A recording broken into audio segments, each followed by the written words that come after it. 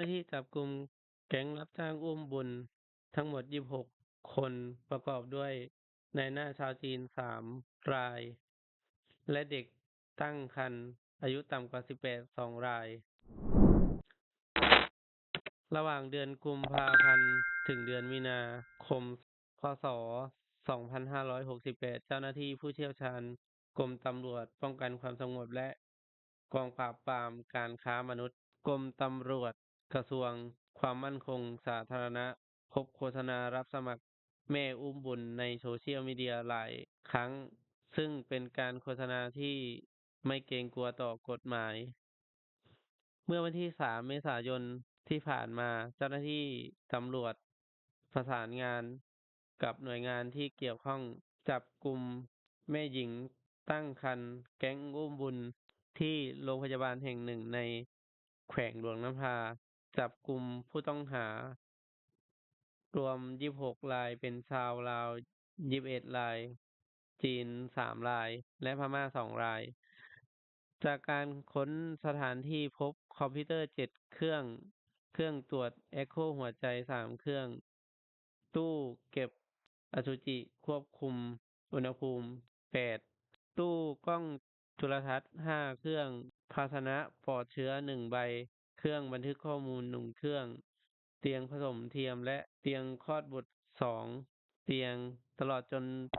อุปกรณ์การแพทย์ที่ใช้ในการผสมเทียมอีกจำนวนมาก ดังนั้นเจ้าหน้าที่จึงได้จับกุมผู้ต้องหารวมทั้งสิ้น 26 ราย เพื่อดำเนินการสอบสวนพบว่ามีหญิงตั้งครรภ์ 23 ราย ชาวพม่า 2 ราย อายุต่ำกว่า 18 2 ราย และผู้ต้องสงสัยเป็นสายลับชาวจีนตั้งครรภ์ 3 ราย ขณะนี้เจ้าหน้าที่กำลังขยายผลผู้ก่อเหตุมาดำเนินคดีตามกฎหมายต่อไป ดังนั้นการจ้างอุ้มบุญจึงเป็นการกระทำความผิดตามประมวลกฎหมายอาญามาตรา 215 ว่าด้วยการค้ามนุษย์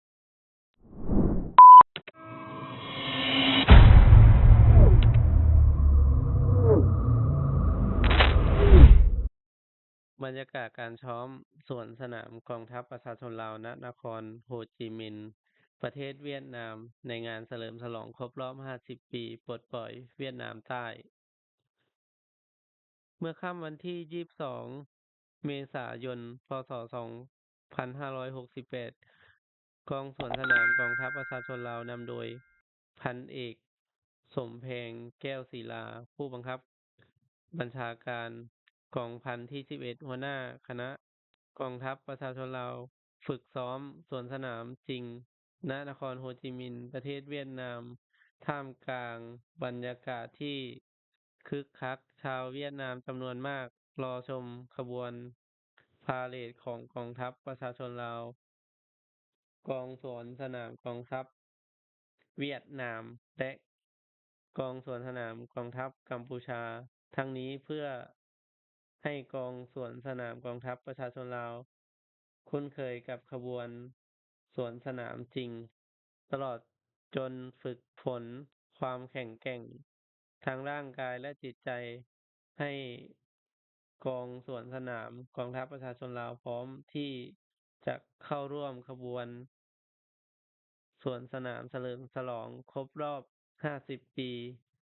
การปลดปล่อยเวียดนามใต้ ที่จะจัดขึ้นในวันที่ 30 เมษายน พ.ศ.